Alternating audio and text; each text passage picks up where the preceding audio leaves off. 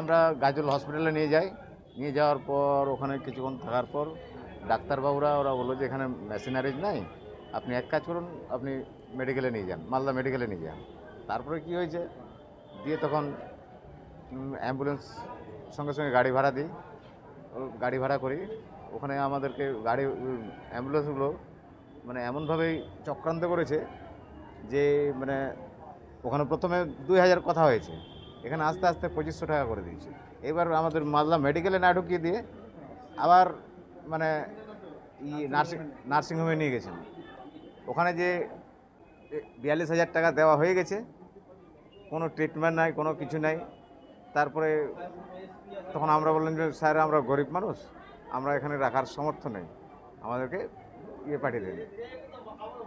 যদি আমাদের এখান থেকে ডিএম স্যার যদি না যেতেন তাহলে আমরা হয়তো আজকে মরে যেতাম আর কি।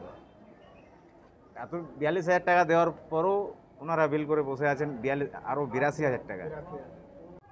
আমার বাবা খুবই অসুস্থ হয়, আমরা নিয়ে যাই 2 ভাই মিলে গাজল হাসপাতালে। ওখানে ডাক্তারবাবু বললো যে মালদা মেডিকেল হাসপাতালে নিয়ে যাও। আমরা নিয়ে আসছি। তারপরে তো অ্যাম্বুলেন্স চালক বললো কি যে ওখানে ট্রিটমেন্ট হয় না, গ্যাস পাবে না, একটা কি গ্যাসের মতন আছে ওগুলা বলে পাওয়া না, অক্সিজেনটা পাওয়া যাবে না। তো আমরা তো আর কিছুই বলতে পারি না, বাবাকে নিয়ে তো আমাদের মাথা খারাপ হয়ে আছে। আমরা তো তখন জোর করে আমি বললাম যে ওদিকে নিয়ে যাও না, কোথায় নিয়ে যাচ্ছ গাড়ি? ও জোর করে নিয়ে চলে গেল নার্সিংহোমে। ওখানে গেলাম মোটামুটি 1:30 বাজে, যে দেখি কোনো ডাক্তার নাই, কিছু নাই, কেউ নাই আর কি। 2টা স্টাফ ছিল মনে হয়, ওনাদের সাথে তো যে তারপরে ঢুকালো নার্সিংহোমের ভিতরে, ঢুকে অক্সিজেন লাগিয়ে দিল। তারপরে আমাদেরকে বাইরে ডাকলো, বাইরে ডেকে বলছে যে আপনাদের টাকা জমা করতে হবে। আমি বললাম কত? বলে এখন 20,000 টাকা জমা করো, 24 ঘন্টার পর্যন্ত এখন আর কিছু বলা যাবে না। আমি ওটাও বললাম যে টাকা জমা দিয়ে দেবো, আবার কিছু বলতে পারবে না 24 ঘন্টার মতন, তাহলে তো কেমন হলো? তো বলছে আর ডাক্তারবাবু আসলে আপনার সাথে কথা হবে। তারপরে তো রাত গেল, সকাল প্রায় 10টা সাড়ে 10টার দিকে ডাক্তারবাবু এসছে। ডাক্তারবাবু এসে আবার কি কি চিকিৎসা করলো না করলো, কিন্তু কত টাকা বিল করেছিল? বিল তো 82,000 করেছিল, 40,000 42,000 টাকা দেওয়ার পরেও। তারপরে ডিএম অফিস থেকে যখন গেল তখন কি বললেন আপনারা? হ্যাঁ, ডিএম অফিস থেকে লোক যে আমাদের খুবই উদ্ধার করেছে। না হলে তো এমন পরিস্থিতি ছিল, চিকিৎসার তো কোনো নাই, ব্যবস্থা সেরকম নাই। কিন্তু ডিএম অফিস থেকে লোক না গেলে আমার বাবাও যেত, অপরান্ত আমার টাকাও যেত। কিন্তু ডিএম অফিস থেকে যা উদ্ধার করেছে আমি খুবই। এখন কেমন আছে আপনার? এখন আমাদের ওখান থেকে ডিএম অফিস গিয়েছিল, ওখান থেকে নিয়ে এসে মালদা মেডিকেলে ভর্তি করেছে। ওখানে তো বাবা এখন দেখি ভালোই, ওখান থেকে অনেক সুস্থ হয়েছে। কথা বলছেন, নাম মধু কোরা কি পেশেন্ট? হ্যাঁ, মধু কোরা। পেশেন্টটা কালকে ভর্তি হয়েছে এবং একটু ক্রিটিক্যাল আছে, এখনও খুব বেশি মানে ভালো বলতে পারবো না।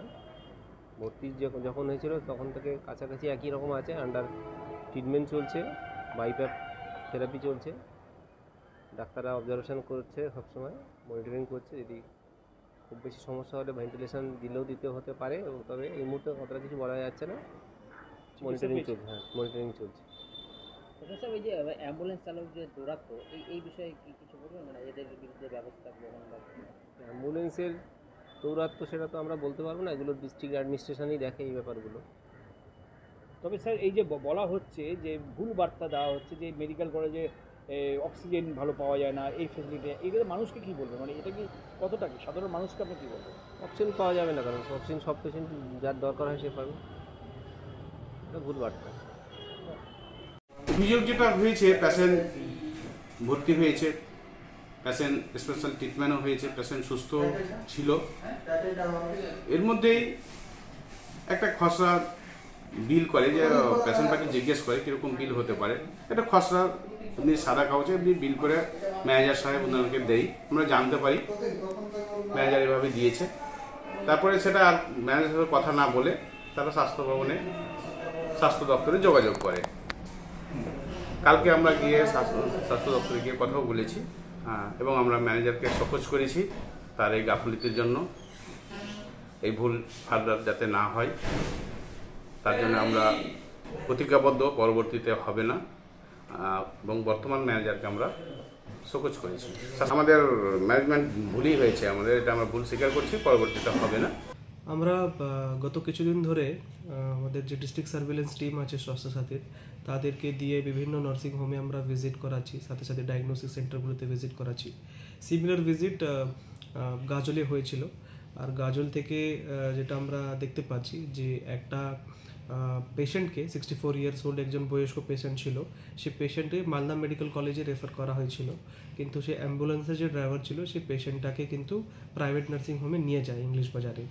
সেখান ওই যে নার্সিং হোম আছে সেখানে যখন আমাদের ডিএসটি টিম ভিজিট করেছে, সেখানে দেখেছে যে প্রায় 1 লক্ষ টাকার বিল ওই পেশেন্টের কাছ থেকে রেজ করা হয়েছে, কিন্তু কোনো সাবস্টান্সিয়াল ট্রিটমেন্ট দেওয়া হয়নি। আর যখন জিজ্ঞাসা করা হয় তখন আমরা জানতে পারি যে ওই পেশেন্টটাকে অবৈধভাবে ওখানে আটকে রাখা হয়েছে। যখন অবধি ও বিল পেমেন্ট করবে না তখন অবধি ওনাকে ছাড়া হবে না। যখন আমাদের ডিএসটি টিম গিয়ে এটা জানতে পারে, সাথে সাথে ওনাকে উদ্ধার করে মালদা মেডিকেল কলেজে আমরা অ্যাডমিট করিয়েছি। এখন ওই পেশেন্টটা একটু ভালো আছে। আর যে কনসার্ন যে আমাদের যে নার্সিং হোম ছিল, প্রাইভেট হাসপাতাল ছিল, তার অ্যাগেনস্ট আমরা নেসেসারি অ্যাকশন নিচ্ছি। তার হিয়ারিংটা আগামী সপ্তাহে আমরা করব। আর নেসেসারি যে ফাইন আছে বা যেগুলো পেনাল্টিজ সি অ্যাক্টে আছে সেটা আমরা ইম্পোজ করব।